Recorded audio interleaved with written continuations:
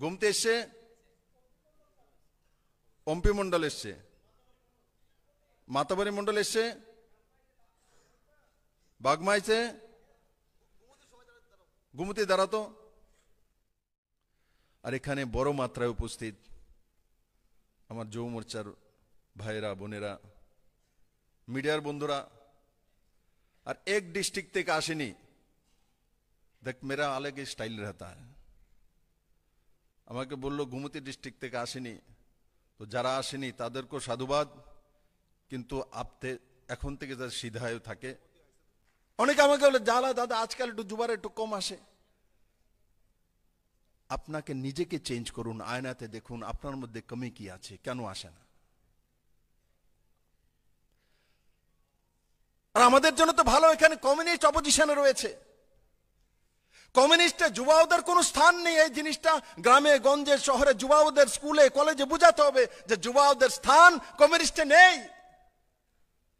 তার জন্য আপনাদের মাধ্যমে সমস্ত যুবাওদের আমার সন্দেশ, এখনো ভ্রমিত করার জন্য কমিউনিস্টরা জায়গায় জায়গায় ঘুরে বেড়ায়, স্কুলে কলেজে নজওয়ানদেরকে ভ্রমিত করে। বিজেপি কি করেছে? আমাদের সঙ্গে আসো, যুবাদের বলো তাদের সঙ্গে গেলে 70 বছরে এমএলএ হইব। বিজেপির সঙ্গে যদি আসে তো 26-27 বছরে এমএলএ হতে পারে, আর 35 বছরে মন্ত্রী হতে পারে। যুবাদের চাকরি চাই না, নকরি চাই না। বিবাহাদি করলে তারপর বলবে দাদা একটা চাকরি ব্যবস্থা করেন, একটা কন্ট্রাক্টারি ব্যবস্থা করেন। কিন্তু 11-এ পরে ছেলে বলবে আপনাকে চাকরির জন্য, 10তে পরে ছেলে বলবে, 9-এ পরে ছেলে বলবে। তো এই ছেলেগুলি যুব মোর্চার মানসিকতার সঙ্গে কেন জুড়বে? কি কারণে?